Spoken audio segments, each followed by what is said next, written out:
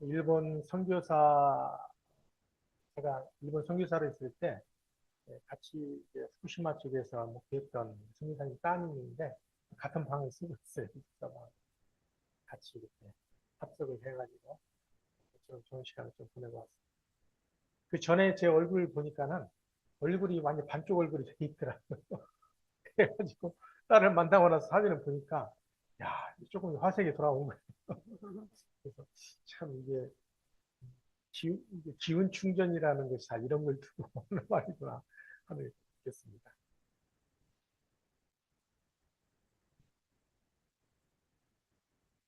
네, 오늘의 제목의 말씀은 이제 위대한 서사의 시작이라는 제목으로 말씀을 올리도록 하겠습니다. 지난주까지는 참고모론 강의를 이제 마치긴 했습니다만 오늘 말씀도 이제 연장선상에서 말씀을 시작하는데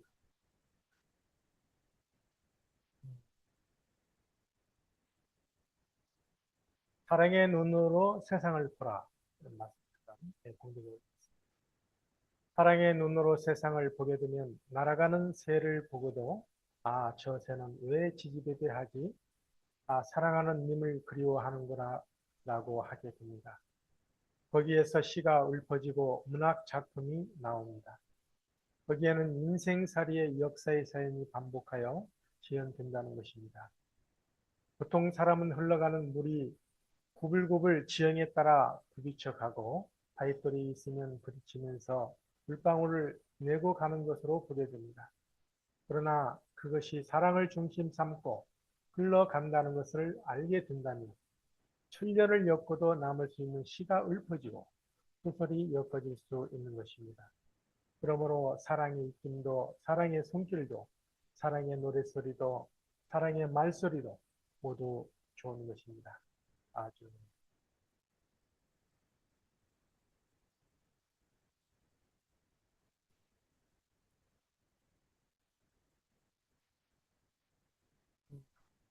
예수님들은 모두 아름다운 얼굴을 가지고 계시죠?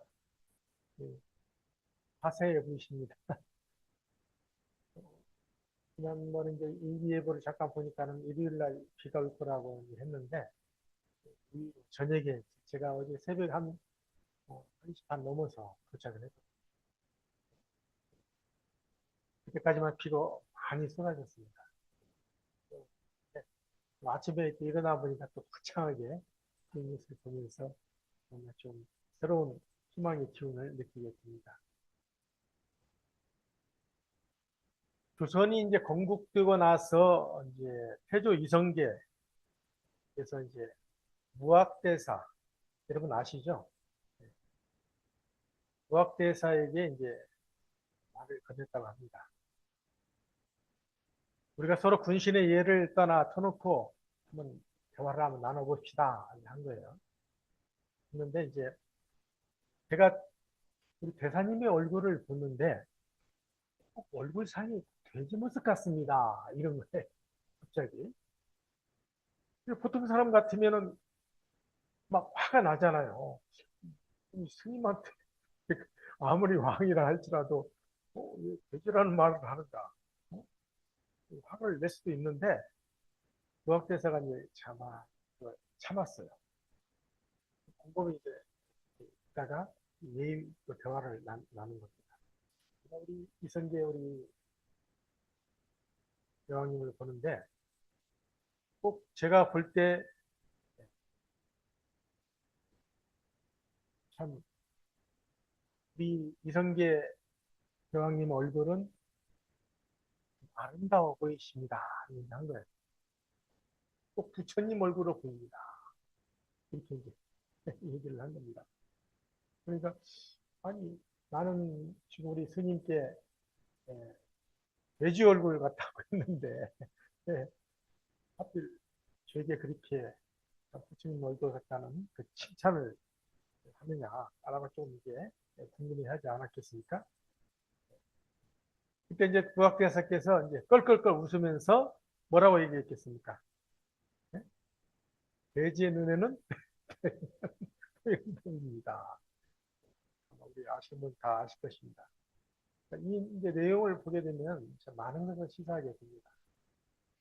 우리가 보통 어떤 눈을 가지고, 사랑의 눈을 가지고 세상을 바라보고 또 우리 서로를 바라보느냐에 따라서 그렇게 또 나타나는, 보여지는 이미지가 이렇게 서로 달라 보인다는 것을 여러분은 뭐 모두가 서로 부처님처럼 보이십니까? 아주 예, 제 눈에는 10분이 이제 부처님처럼 보이십니다. 할렐루야, 아주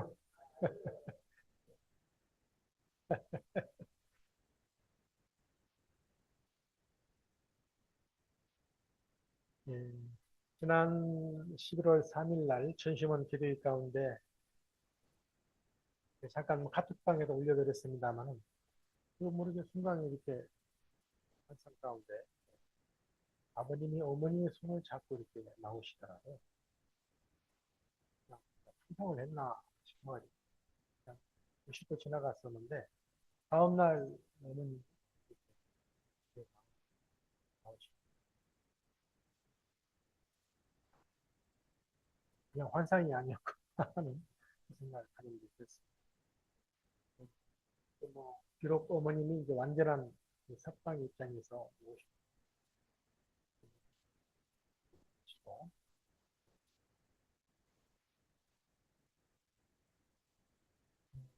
하드베 선지자는 이제 약간 또 기사를 통해서 보냈습니다만은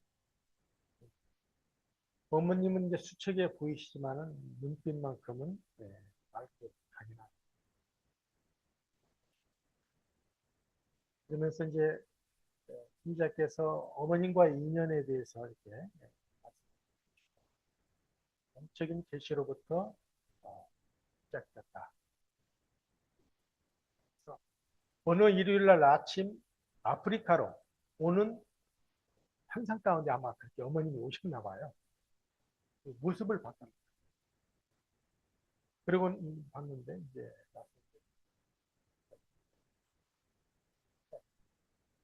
구약 성서를 놓고 보면은 이제 유엘서에 보게 되면 그 유엘서 선지자도 이렇게 얘기했습니다.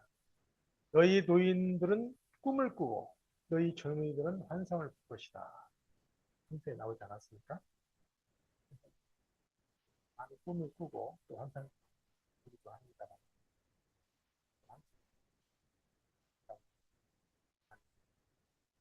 세계 역사들이 또 알고 또 하드베 선지자는 이어서 이제 나는 불을 지펴라고 외치고 싶다. 마치 뭐 예수님도 그렇게 말씀하셨잖아요. 나는 세상에 불을 지르러 왔다. 한 것처럼 이제 그렇게 예수님 말씀을 해서 자칫 심령의 불이 꺼질 수 있잖아요. 그렇죠? 많이 실망하고 또 다시 어머님이 돌아가시는 것을 보면은 심령이 다운될 수밖에 없잖아요. 이럴 때에서 우리가 심령의 불을 꺼지지 않도록 보존하고 유지해야 한다.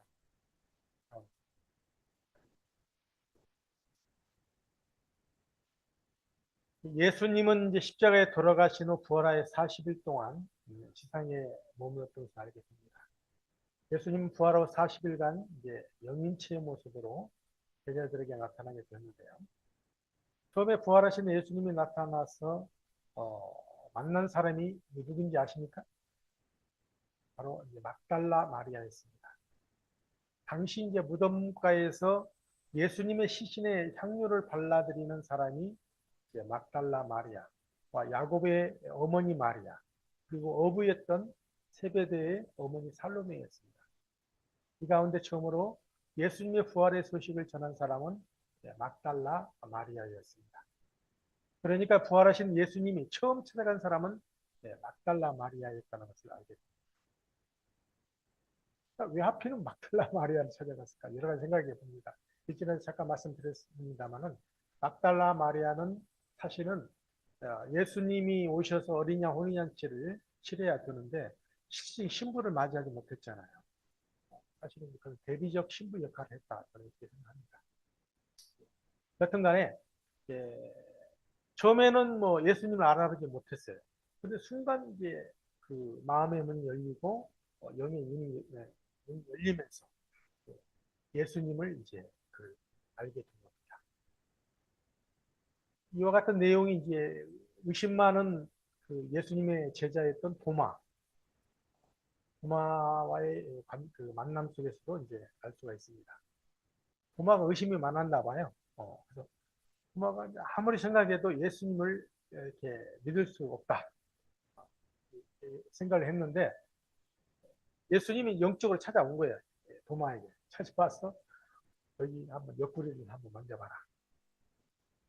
못자국을 확인하기 위해서 믿음을 사연이 있었습니다. 이후 뭐 여러 가지 제자들에게 나타나셨고 또 이제 그 유명한 사도 바울에게도 영적으로 나타나게 됩니다. 이 모든 것이 사실은 이제 마음의 눈, 영의 눈이 뜨이지 않는 사람 옆에는 보이겠습니까? 아무리 예수님 오셔도 보이지 않는 거예요. 그때 당시는 좀 대체적으로 예수님도 사실 돌아가시면서 뭐라고 말씀하시죠? 동네 한 바퀴 다 돌지 않았을 때가 오리라. 희망을 주고 가셨어요. 영적으로 오신 거죠. 그래서 일단 승천 후 50일째 성령으로 이제 강림한 것을 그날을 계서 이제 그리스도께서 성령 강림절로 축일로 지정해서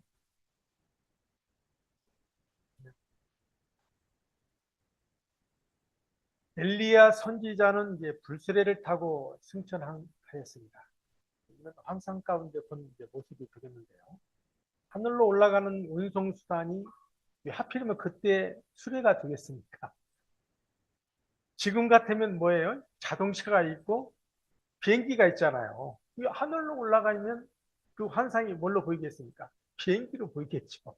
비행기 타고 가는 식으로 보일 텐데 그때 그 시절에는 수레밖에 없었던 운송수단이 그러니까 이제 그 시대에 이해되는 그런 수준에서 환상도 보여주는 겁니다. 계시적으로. 그래서 이제 불수레를 타고 가는 환상 가운데 엘리야가 보여준 겁니다. 근데 성서는 예언적으로 예수님께서 강림하시기에 앞서서 불수레를 타고 간 누가 온다고 그랬어요? 엘리야가 온다고 그랬단 말이에요. 그리고 예수님은 누구를 가리켜서 엘리야라고 했습니까? 그때 당시에 사가랴의 아들 세례 요한을 가리켜서 엘리야라고 했습니다. 이상하잖아요. 아니 앞서 죽은 엘리야는 분명히 있잖아요. 존재했던 인물이. 그런데 왜 하필이면 세례 요한을 가리켜서 엘리야라고 했느냐는 것입니다. 자, 이런 내용을 보고 볼 때 굉장히 중요한 내용을 시사하는 것을 알게 됩니다. 장차 예수님이 십자가에 돌아가시면서 승천하시면서 내가 다시 오마라고 약속하셨잖아요. 자, 그러면 다시 올 때는 예수님이 어떤 모습으로 오시겠습니까? 어떤 인물로 오시냐는 거예요. 2000년 뒤에 돌아가신 예수님의 그 모습을 그대로 가지고 오시겠어요? 아니, 그 같은 예수님과 같은 메시아적 사명을 가진 인물이 다른 모습을 가지고 오신다는 걸 알게 돼요. 그걸 안 준 거예요. 이게 성도가 참 대단한 거예요. 그래서 대체로 기독 성도들은 2000년 십자가에 못 박혀 죽으신 예수님이 오시는 것으로 알고 있는데요. 그것이 아니다는 것을 알고 있습니다. 왜냐하면 하나님의 창조 원리는 뭐예요? 인간이 한 번 죽으면 다시 그 육신을 쓰고 올 수 있어요, 없어요? 올 수 없는 거예요. 그게 바로 하나님의 창조 원리이기 때문에 그렇습니다. 예수님께서 십자가의 대속으로서 메시아로 강림하셨던 목적을 완전히 이룰 수 없다는 것을 아셨기 때문에 예수님께서 재림하실 것을 약속하셨던 것입니다. 만일에 뜻을 다 완성하셨다면 다 오실 이유가 있겠습니까? 모실 이유가 없는 겁니다. 왜 다시 재림하시겠냐고 약속하셨냐는 것입니다. 오늘의 기독 성도들은 오시는 예수님이 성령으로 오신다고 믿고 있습니다. 그래서 지난번에 말씀드린 바와 같이 예수님을 성령의 아버지로 얘기를 하더라고요. 그래서 깜짝 놀랐습니다. 야, 성자이신 하나님이라면 이해가 가는데 성자이신 예수님이 어떻게 성령의 아버지가 될 수 있겠느냐. 물론 뭐 영적으로 거듭나 줄 수 있다는 면에서는 이제 아버지로 볼 수도 있겠는데 좀 여기 대해서는 깊은 이해가 필요하다고 생각합니다. 성령이 너에게 임하시면 너희가 권능을 받고 예루살렘과 온 유대와 사마리아 땅 끝까지 이르러 내 증인이 되리라 하시니라. 이런 이제 기록이 있습니다. 사실은 이제 기독교인들은 이 성서의 근거에 의해서 예수님께서 승천을 하시고 나서 땅에 이제 성령으로 임하실 것이다. 이렇게 이제 믿고 있는 겁니다. 우리는 실제 예수님이 오신다고 믿는 것도 아니고 실은 기독교의 재림 사상이 예매하게 된 겁니다. 성령이 임하는 것이라면 왜 2000년 전에 그 2000년이라는 기간을 두고 그때 당시 올 수 있는 거 아니겠습니까? 바로 국내 한 바퀴 안 돌아서 오신다고 하신 것처럼. 그런데 결국은 성령으로 임하셨기 때문에 마가의 다락방에서 오순절 성령 실체, 성령 체험의 역사가 있었던 것을 알게 됩니다. 자, 그러면 여러분 오순절 강림 역사가 재림입니까? 그건 아니지 않습니까? 성령의 오심을 재림으로 본다면 이미 마가의 다락방에서 성령 체험한 그때가 예수님이 재림한 시기가 되는 거 아니겠습니까? 그렇죠. 지금 뭐 기다릴 필요가 없잖아요.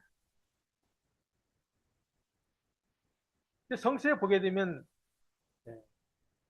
이제 이런 구절이 나옵니다. 사도행전 1장 10절의 말씀을 보게 되면 예수께서 올라가실 때 그들이 하늘을 바라보고 있었는데 갑자기 흰옷을 입은 두 사람이 그들 곁에 있었다. 이렇게 기록이 되어 있습니다. 여기에서 이제 흰옷을 입은 두 사람이 가리키는 사람은 바로 누구일까요? 모세와 엘리야를 우리가 보고 있습니다. 근데 사실은 모세와 엘리야가 모두 육신으로 나타났습니까? 아니잖아요. 영인치의 모습으로 나타났다는 것입니다. 영의 모습으로 나타난 거예요. 이처럼 오늘의 기독교 성도들은 장차 죄린 주님이 오시게 되면 공중으로 올리워져 공중에서 주님을 맞게 될 것으로 생각하고 있습니다. 그러나 공중은 지상을 부정하는 것이 아닙니다. 공중은 무엇을 의미하는 거예요? 부활된 상태를 의미합니다. 내가 지상에서 부활된 모습이 되어 죽은 모세와 엘리야처럼 변화된 모습이 되게 되면 그는 지상에 속한 것이 아니고 뭐예요? 하늘에 속한 사람이 되는 겁니다. 마치 이처럼 비유와 상징으로 표현한 것이다. 따라서 오심은 즉 재림은 실체 주님께서 오시게 되는 것임을 알게 됩니다. 그렇다고 2000년 전에 돌아가신 예수님 당신이 그대로의 인간의 모습으로 오시는 것은 분명히 아니라는 것을 우리는 알아야 하는 것입니다. 부활하신 예수님은 어느 날 이제 사울이 다메섹으로 가는 길에 갑자기 나타납니다. 사울은 사실은 이제 예수님을 믿는 사람들을 잡아 처형하기 위해서 대제사장에게 이제 공문을 받고 다메섹으로 가는 길이었습니다.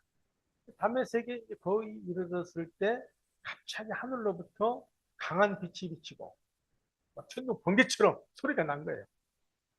사울아, 사울아 하고 이제 부르는 소리가 이제 난 겁니다. 얼마나 깜짝 놀랐겠습니까? 말을 타고 왔다 갑자기 또 떨어진 거예요. 당신은 누구십니까? 나는 내가 그 핍박하는 그 예수니라. 얼마나 깜짝 놀랐겠습니까?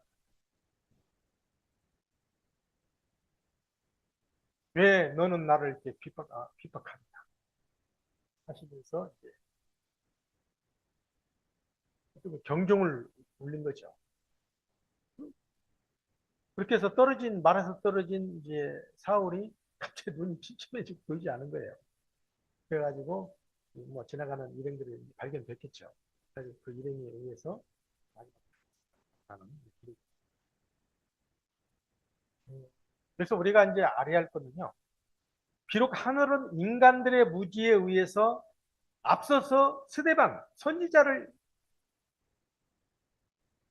돌로 쳐 죽이는 사건이 있었잖아요. 유대인들이.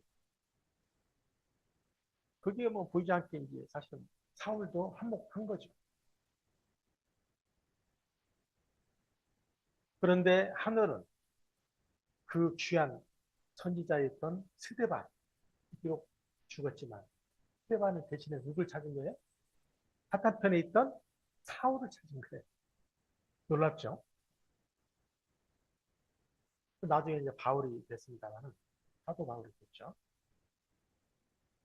네. 참 어머니께서도 지금 사실은 사탄편 중앙권에 유해진 입장에서 지금 지도에 계십니다만 하늘을 절대 손해보지 않는다는 거예요. 비록 옥중에 있는 어머님이시지만 이것이 승리의 조건이 돼서 나오실 때는 하늘의 선물의 보따리를 가지고 오실 것을 믿습니다. 아주 네. 하늘은요 절대 손해보지 않습니다. 맞고 빼앗아오는 청구를 하시게 되어 있습니다. 사울은 이제 바울이 또 어느 날 이제 삼층천 영계를 체험하게 됩니다. 영계를 체험한 것입니다. 이 셋째 하늘로 이끌려 올라가게 되었는데요. 그때 뭐라고 표현했느냐면 내가 몸 안에 있었는지 몸 밖에 있었는지 나도 모르겠다. 이렇게 이제 고백을 했습니다. 오직 하나님만 아시느냐 고백을 했는데요. 순간 바울의 영인체가 이제 영계에 가서 체험을 한 겁니다. 저도 뭐 고문되어 있을 때 잠깐 꿈에 이제 아버님 나타나시더라고요. 네. 꿈인지는 모르는 거예요. 마치 현실처럼 느껴지는 거예요. 얼마나 실감나게 꿨는지. 깨고 나서 일어나면, 이게 꿈이었네? 하는 겁니다. 그, 제가 이제 그런 또 경험을 해보니까, 이게 좀 실감이 들더라고요. 바울도 이제 뭐 꿈을 꿨겠죠. 예. 꿈을 꿔서 이제, 제가, 예, 연기에 가서, 첫째 하늘, 연기에 가서, 청하고 갔다. 여러분 이제 삼성을 세운 고 이병철 회장님 아시죠? 이분이 참 대단하신 분인데 우리 형이 고향이시잖아요. 저도 의형을 한번 가봤어요. 그렇죠. 부의 상징이잖아요. 이병철 회장입니다. 위에 좀 뭔가 운세를 좀 나도 재물의 운세. 거기 가면 또 뭐 이렇게 혹시 운세를 받나 해서 많은 사람들이 온다고 하더라고요. 지나가다가 저도 한번 의뢰에 드린 적이 있었는데 이 회장님께서 평상시에 많은 관심이 있었는데 그 중에 24가지 질문을 천주교회 당시에 신부님께 질문을 던졌다고 해요. 그 대표적인 질문이 여러 가지 있는데 그 가운데 죽음에 대한 질문을 이렇게 이제 던졌다고 합니다. 인간이 죽은 후에는 영혼은 죽지 않고 천국에 간다는 것을 정말 어떻게 믿을 수 있느냐. 이병철 회장님이 그걸 궁금했나 봐요. 그래서 참 믿기가 쉽지 않지 않습니까? 우리가 체험하지 않는 이상, 그 연기에 가보지 않은 이상 어떻게 알겠습니까? 근데 대모님께서 한때 이제 연기에 가시기 전에 치매에 걸린 적이 있으셨다. 성을 하시긴 하셨습니다. 그때 당시에 이제 그 아버님이 그런 말씀을 주시더라고요. 여러분이 비록 치매에 걸리셨지만 지상에 살면서 기억할 수 없는, 기억하고 싶지 않은 그런 모든 것들을 무로 가서 어린아이처럼 그런 심정으로 연계할 준비를 하기 위해서 그렇게 말씀 긍정적으로 해석을 해주시더라고요. 대모님이랑 생애 살면서 뭐 좋은 일만 있었겠습니까? 대모님도 감옥에 하셨거든요. 안수를 어느 이제 일행 한 분하고 한 분하고 안수자하고 안수를 하다가 갑자기 그 안수를 받은 사람이 죽게 된 거예요.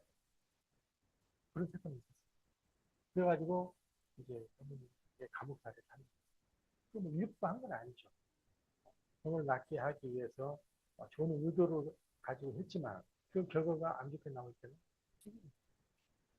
그래서 대모님도 이제 그런 사실은 기억이 있었기 때문에 뭐 그런 걸 뭐 기억하고 싶겠습니까? 네. 그러니까 그런 좋지 않은 기억들은 오직 어린아이 같은 순수한 심정으로 같이 아버님도 그 지상에 있는 동안 우리는 좋지 않은 것들을 다 잊어버려야 합니다. 우리가 성화 시간 때 그렇게 묻지 않습니까? 여러분 좋지 않은 기억 여기 고인과 고인에게 성화자에게 평상시에 좋지 않은 감정이 있다면 다 이 순간 다 풀어 놓으시고 다 해방과 석방의 입장에서 보내드릴 수 있도록 다 하잖아요. 그러니까 그게 사실은 중요하다는 거예요. 그래서 어머님도 이제 저번에 용서하라 사랑하라 하나 화합의 정신을 통해서 말씀을 주셨습니다. 그 말씀 안에는 바로 이와 같이 연기해 갈 수 있는 모든 구비 조건을 다 갖추어서 가야 된다는 말씀입니다. 그래서 내가 누구를 미워하고 원망하고 증오하는 마음이 있게 되면 그 사람을 연기해 갈 때 걸리겠어요? 안 걸리겠어요? 걸리게 됩니다. 그래야 진정으로 회방과 석방을 맞이한다. 그런 입장에서 우리가 연기할 수 있다.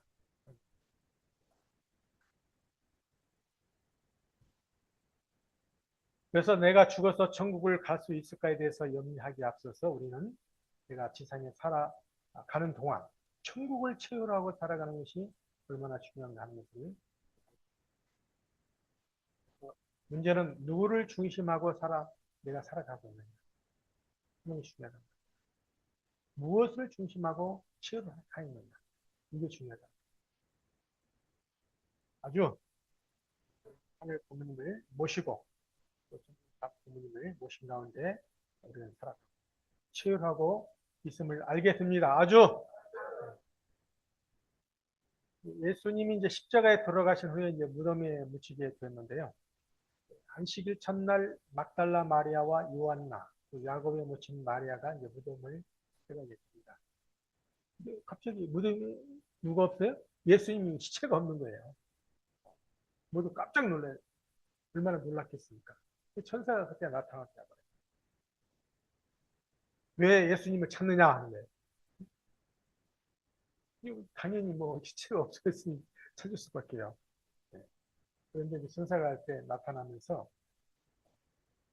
오히려 예수님을 찾을 필요가 없다.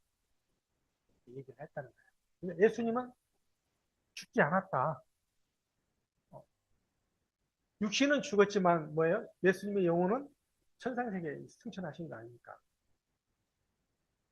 죽은 것은 육신이 껍질을 벗고 술을 벗고 갔을 뿐이다.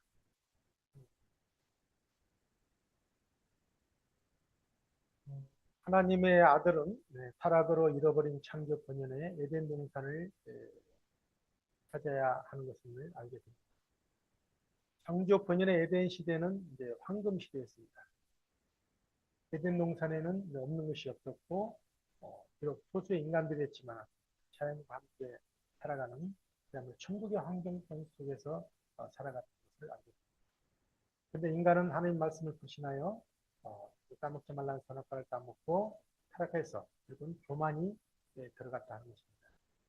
그런데 자꾸 이제 인간의 숫자가 늘어나면서 이제 카인의 후예들, 그 다음에 셋의 후예들을 꼭 나눠지고 그 카인의 후예는 직계 후손들은 뭐 굉장히 이제 충폭하고 족속을 이룬 상황 속에서도 주변의 족속들을 침략하기도 하고 착취하고 그런 역사가 일어나겠죠. 세속 후손들은 주로 이제 삶으로 숨어서 카인의 후손들이 너무 무섭기 때문에 피해서 아마 이제 산속으로 들어가서 거룩하게 하나님을 모시는 그런 죄를 지내면서 그 이후로 이제 셋의 후손들이 하나님의 아들들의 입장에서 나오고 있고 한민족 대선민 대서사시에서 나옵니다만은 창조 본인의 애단을 복귀하기 위해서 하나님의 아들들이 산에서 내려왔다 그래요. 그렇게 표현이 되어 있습니다. 산에서 내려왔던 그 하나님 아들들이 대체로 이제 제가 볼 때는 정서적으로 보게 되면 셋의 후손들일 것이다. 이렇게 봅니다. 실제로 이제 신화를 연구하는 전문가들이 많이 있거든요. 그 중에서 앤드류 콜린스라는 그 신화학자도 이렇게 얘기했습니다. 그 저서 이제 금기된 신의 문명이라는 것에서 하늘의 아들들이 고산지대에 존재했다는 거예요, 실제로. 인물들이. 그리고 그들은 재정일치의 사유였다. 이게 밝혔습니다. 그들이 주로 고산지대인 천산이나 메소포타미아 고원 일대에 실제로 살았다는 거예요. 살았던 사람들이, 후손들이 나중에 내려왔다. 환웅은 사실은 세속 후손과 같은 인물이다. 하늘에서 내려온 거예요. 내려와서 그때 이미 내려와 보니까 한 번 더 내려와 보니까 누가 있었느냐? 곰의 족속도 있었고 곰을 숭상한 토테민족이잖아요. 호랑이를 숭상하는 웅족 출신의 족속들도 있었던 거예요.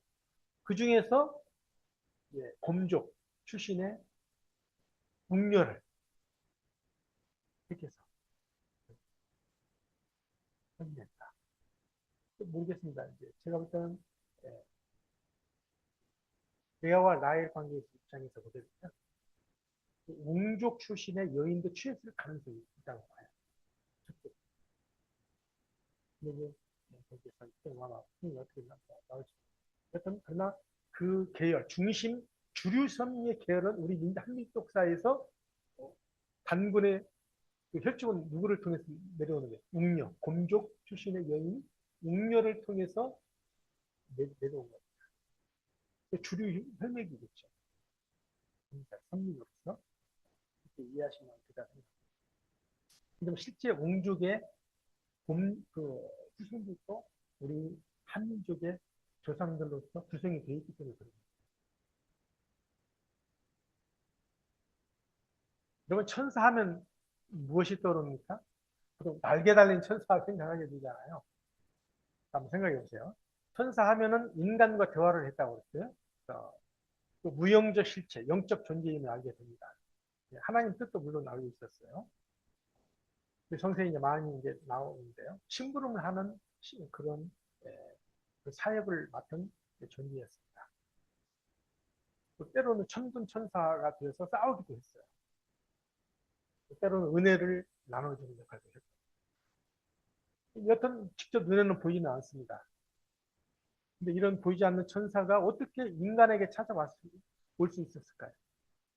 저는 이제 그걸 몰랐을 때는 직접 그 영인이 와가지고 먼저 환상 가운데 그걸 알려줄 수도 있고 꿈 속에서 꿈을 통해서 알릴 수 있는 방법이 있고 그것이 아니면은 그 영인들을 그 천사를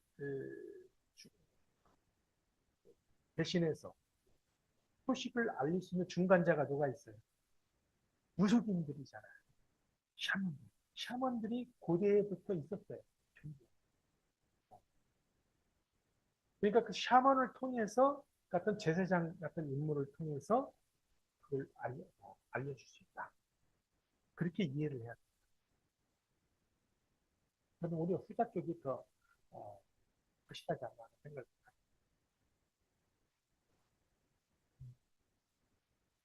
예를 들어서 그 성서에 보면 가브리엘 천사가 마리아에게 이제 그 수표고지를 알렸잖아요. 두려워 말라. 내가 하나님의 은혜를 입었느니라. 내가 잉태하여 아들을 낳으리니 이름을 예수라 하라. 이렇게 하면서 이제 천사가 나타났는데 천사는 제사장이 가능성이 있다. 그래서 결국은 하나님은 이 지상의 사람을 때로는 샤먼과 같은 그런 사람들을 천사 같은 존재로서 사용하고 있다는 것을. 성모 마리아는 어떤 인물입니까? 역사를 거슬러 올라가면 누가복음에서 마리아의 혈통에 대해서 소개하고 있습니다. 인류의 메시아는 하나님의 약속의 결과체로 땅에 오시게 되는데요. 구약의 예언서를 보게 되면 메시아는 누구의 혈통을 통해서 태어난다고 그랬어요? 다윗의 혈통을 통해서 태어난다고 그랬어요. 다윗. 그래서 예수님은 다윗의 후손이라고 하지 않습니까? 후손이 마리아에게서 태어난. 두 개를 보면요. 두 개, 그 아버지, 성서에 나온 아버지는 누굽니까? 요셉이잖아요. 근데 요셉은 성서에 뭐라고 나왔습니까? 예수님 직접 낳아주었다고 그랬습니다. 낳아주지 않았다고 그랬습니다. 직접 낳아준 아버지는 아니에요. 그러니까 법적인 아버지라는 거예요. 법통. 실제적인 혈통을 중심 삼고는 마리아는 누구의 다윗의 후손이 되는 겁니다. 모계를 중심 삼고는 다윗의 후손이 되는 거예요. 그러니까 법적인 요셉을 중심 삼고는 뭐예요? 요셉도 사실은 다윗의 후손이었어요. 법적인 입장에서 후손이 되는 거예요. 혈통적. 모계를 중심 삼고는 혈통의 후손이고 또 요셉을 중심 삼고는 법적인 법통으로서 후손이 되는 거예요. 참 이상하죠? 네, 그렇게 된 겁니다. 그렇게 해서 이제 이 땅에 예수님이 오시게 됩니다. 제사장님에서 대제사장님에서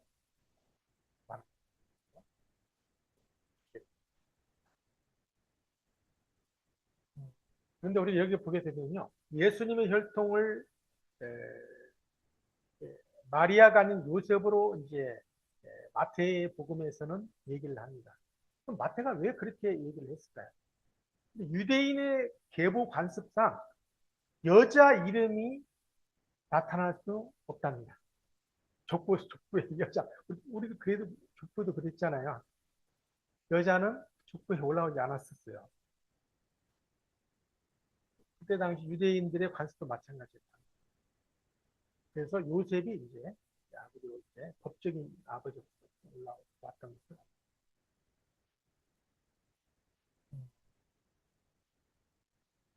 이처럼 우리가 이제 다시 한번 정리하게 되면 성서의 계보는 이처럼 실제 혈통을 중심하고는 마리아에게서 난 것이고 법적인 가계를 놓고 보면 요셉의 아들이 입장이었던 것을 알게 됩니다. 하지만 예수님의 육신을 낳아준 아버지가 누구인지에 대해서는 성서는 밝히지 못하고 있다. 다만 성령으로 잉태되었다고만 얘기한 겁니다. 성령으로 잉태되었다는 말이 무슨 의미인지를 알아야죠. 성령의 잉태가 무엇을 의미하는 것일까요? 성서 마태복음 1장 20절에 23절을 보게 되면 그는 성령으로 잉태되어 동정녀 마리아에게서 태어나셨다. 이렇게 이제 기록하고 있습니다.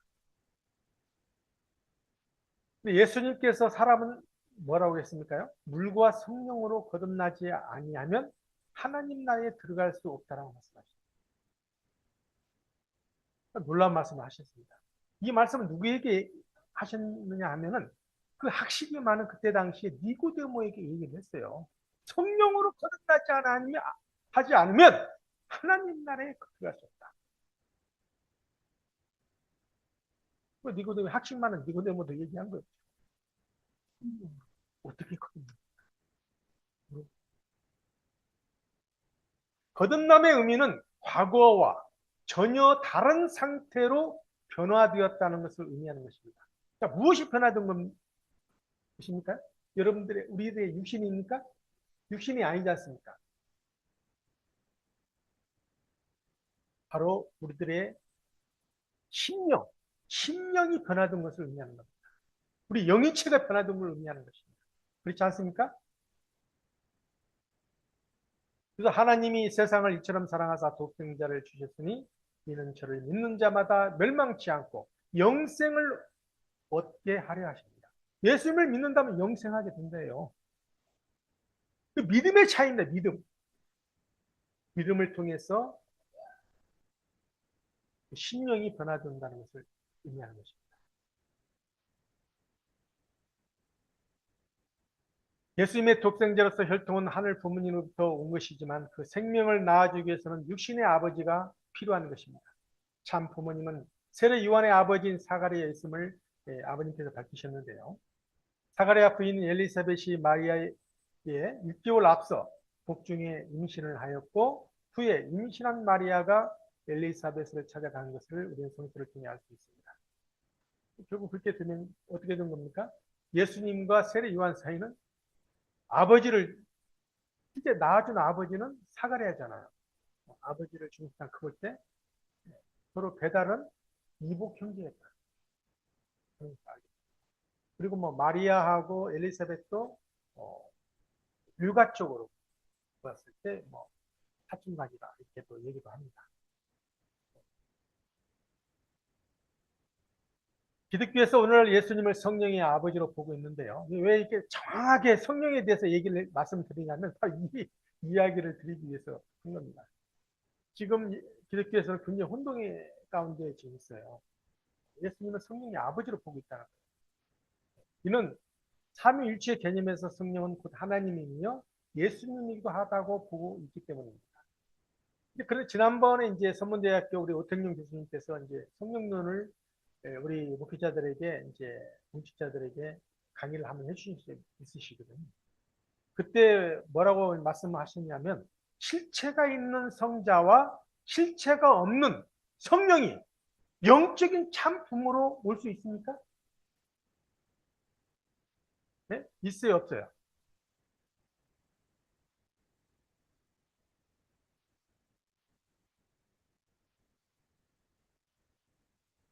물론 이 입장에서는 우리 원래서 설명할 때 예수님은 영적인 참부모 입장이다 얘기는 하고 있어요. 있지만 그러나 지상에 올 때는 누가 있어야 한다고요? 성령이 실체 성령이 있어야 한다. 인간의 모습을 가지고 이 땅에 오셔야 했다는 겁니다. 그렇지 않고는 진정한 부모의 자리로 갈 수 없다 하는 내용이 되겠습니다.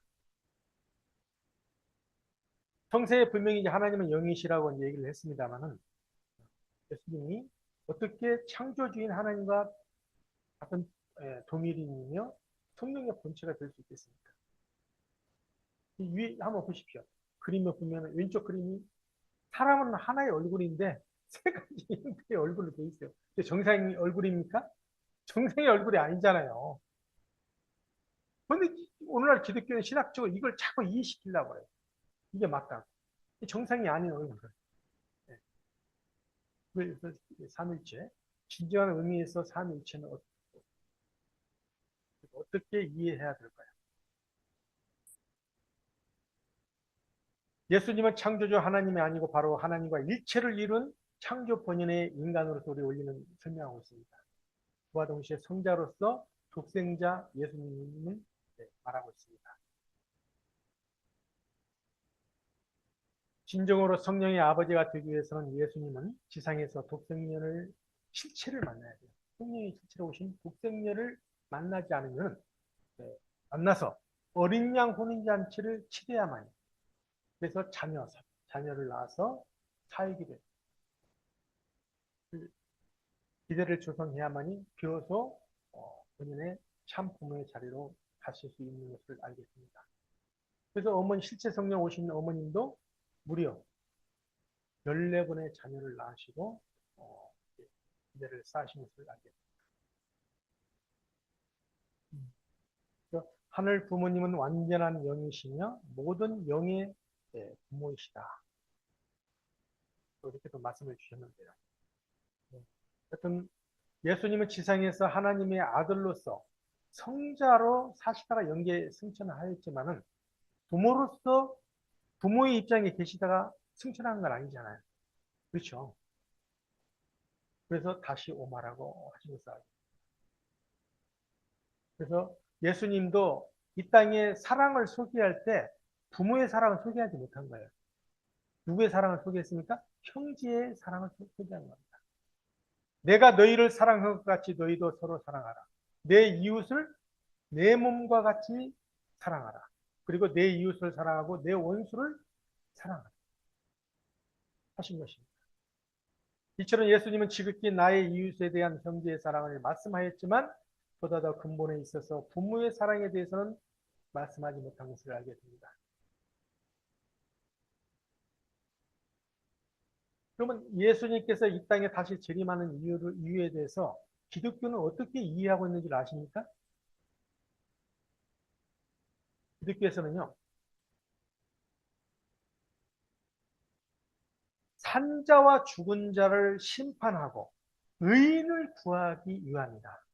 이렇게 이해하고 있습니다. 예수님께서 이 땅에 오신 목적이 뭐에 있다고요? 심판에 있다는 거예요, 심판.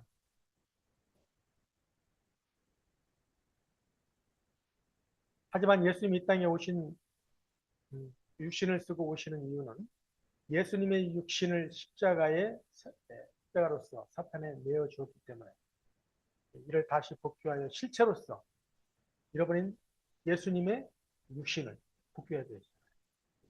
육신을 복귀하기 위해서는 어떻게 오셔야 됩니까? 영으로 오셔서는 안 되는 거예요. 실체 육신의 모습으로 오셔야 됩니다. 마치 불수를 타고 간 엘리야가 다시 올 때는 세례 요한의 모습으로 오신 것과 마찬가지로 재림 주님이 2000년 전에 돌아가신 예수님이 다시 오실 때는 같은 사명을 가진 다른 분의 재림 주님의 육신을 쓰고 이 땅에 오신다.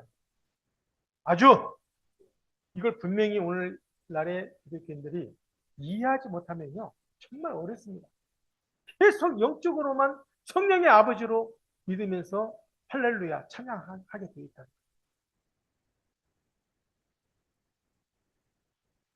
물론 영적으로 결합한다는 의미는 좋죠. 이 땅에 오셔서 예수님과 기독 성도들이 하나로 영적으로 결합한다는 의미로 찬양하고 있거든요. 그런 의미에서 기독 성도들이 예, 장차 예수님을 재림주님을 맞이하게 될 신부로서 이해하게 됩니다. 그러나 그건 온전한 결합은 아니다. 그런 의미에서 우리가 이제 이해를 해야 될 것 같고요. 그래서 참 아버님께서는 예수님의 한을 회원해 드리기 위해서 성혼으로 가셨고, 그리고 신랑의 입장에서 실체 성령, 독생녀를 신부로 맞이해서 진정한 의미에서 어린 양 혼연체를 함으로 자기 사기들을 이루어서 참부모의 사기들을 이루는 가정 사기들을 이루어서 부모의 자리로 갈 수 있기 때문에 영계에서는 성령의 아버지가 누가 되는 거예요? 참 아버님이 성령의 아버지가 되는 겁니다. 아주 그렇다 해서 예수님을 부정하는 게 아닙니다. 예수님은 성자의 아들의 입장에서 우리가 성령으로 이해해야 됩니다. 그 격의 차이가 있다는 거예요. 진정한 성령의 아버지로서의 계신 분은 참 아버지. 그 지상의 실제 성령 되시는 참 어머님은 성령의 어머님이 되신 거예요. 그런 의미에서 우리가 삼위일체를 잘 이해해야 된다. 그래서 하늘 부모님을 중심 삼고 진정으로 성령의 아버지, 참 아버님이 성령의 아버지가 계시고 그리고 참 어머님이 성령의 어머니가 계시고 이게 진짜 삼위일체입니다. 할렐루야. 아주 중요한 것은 하늘 부모님과 모든 우리는 핏줄로 인연되었다는 것을 알게 됩니다. 하늘 부모님은 지상의 체를 쓸 수 있는 실체가 나타나야 되기 때문에 하늘 아버지와 하늘 어머니로서 보시게 된다는 것을 사실은 이제 성령론의 핵심이 되겠습니다. 성령 많은 강의를 주셨는데 이해하시면 되겠고요. 그래서 하늘 부모님의 꿈은 잃어버렸던 하늘 부모님의 선의 혈통을 이어받은 아들과 딸을 찾아서 지상 천국을 이루어 영원한 기쁨을 누리며 사는 것이었습니다. 하나님의 아들로 오신 독생자 예수님은 장성하여 하나님의 딸 독생녀와 성혼하여 참 부모를 이루어야 했습니다. 예수님이 이루었습니까? 참 부모가 됐습니까? 이루지 못했잖아요. 그런 분명한 차이점을 이해를 해야 된다 생각합니다.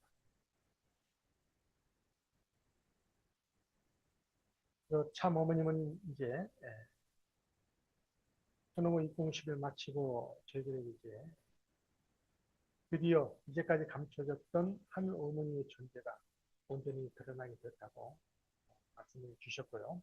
이것이 바로 서사의 절정이라고 말씀하셨어요. 인류의 서사의 절정은 감추어진 하늘 부모님의 드러나심이에요. 그 드러나실 땅에 어떻게 드러나십니까? 실제로 인류의 참 부모로서 드러나십니다. 그래서 실체 성령의 시대인 것을 내립니다.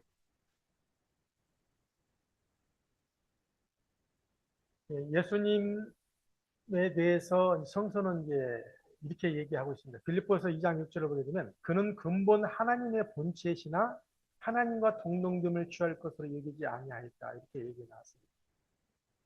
뭐라고 나왔어요? 예수님이 하나님의 본체로 이렇게 설명을 하고 있습니다. 그러다 보니까 많은 오해가 낳게 됩니다.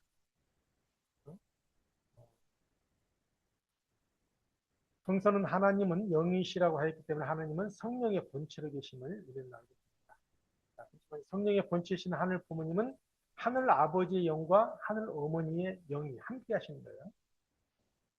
그렇기 때문에 그리스도의 영은 성자의 영으로서 아들의 위치에 있기 때문에 부모로서 성령이 될 수는 없다. 라고 얘기했습니다.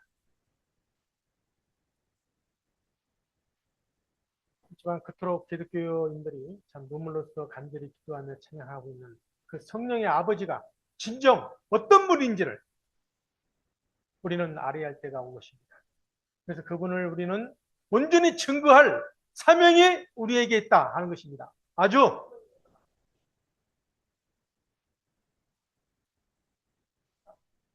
하늘 아버지와 함께 하늘 어머니 드러나심을 온전히 이제 우리는 구치소에 계신 참 어머니의 용안에 참 밝은 미소를 받아들여야 된다. 이해됩니다. 그럼 한번 보십시오. 우리 홀리마다한 참 어머니의 미소를 한번 보시기 바랍니다. 우리 참 어머님의 미소 속에는 우주가 담겨 있을 뿐만 아니라 하늘 어머니의 사랑이 녹아나고 있는 것을 알게 됩니다.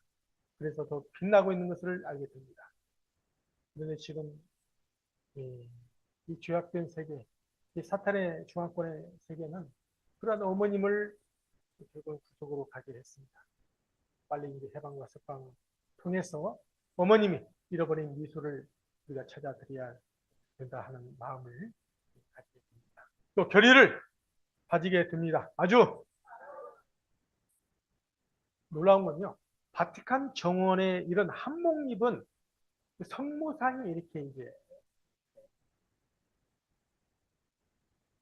있는 것입니다. 이 그림은 이제 신수나 한국의 신수나 화백이 프란체스코 교황께 당시에 선물을 했다고 합니다. 저는 이 그림을 보면서 매우 계시적이다 하는 것을 느끼게 되었습니다. 바티칸의 교황청을 중심 삼고 천주교가 복귀되어 홀리마다한 참 어머님을 따르게 된다면 얼마나 좋겠습니까? 부디 그렇게 되기를 간절히 소원합니다. 아주 박수 한번 보내주십시오. 네. 그런 의미에서 이번에 새로 부임된 미국인 출신의 로버트 프랜시스 프레보스트 교황께서 참 어머님의 석방을 위해서 한 목소리로 종교의 자유를 부르짖고 나올 것을 믿습니다. 아주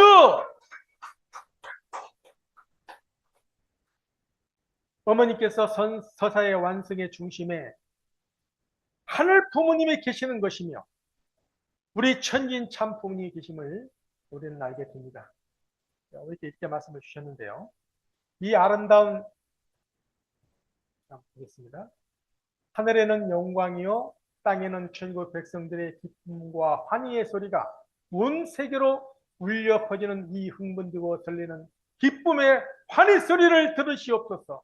그동안 하늘 부모님께서 인류를 품으시고자 수고하신 기다림의 역사가 이제는 참 부모에 의해서 나날이 전국 백성들이 하늘 부모님을 향해 찬양하는 소리가 울려 퍼질 것이옵니다. 하늘 부모님 영광 받으시옵고 기뻐하며 저희와 함께 하시옵소서. 아주 이렇게 이런 세상이 되기를 바라신 겁니다. 이 아름다운 성전을 봉헌할 수 있음에 너무나도 감사합니다. 감사드립니다. 하늘 부모님 이제 저희와 함께 계심을 이 나라 백성과 전 세계 백성이 알게 될 것이 분명합니다. 사랑합니다. 감사합니다. 하늘 부모님 만세를 일으키셨던 우리 참 어머님이십니다. 이런 참 어머님을 지금 구치소에 강림한 이 나라 민족은 진정 회개를 해야 할 것이라 생각합니다. 하루빨리 해방과 석방의 길로 이 나라 모든 백성들이 일어서서 우리 참 어머님의 해방과 석방을 위해서 일어나서 외칠 수 있기를 기원합니다. 아주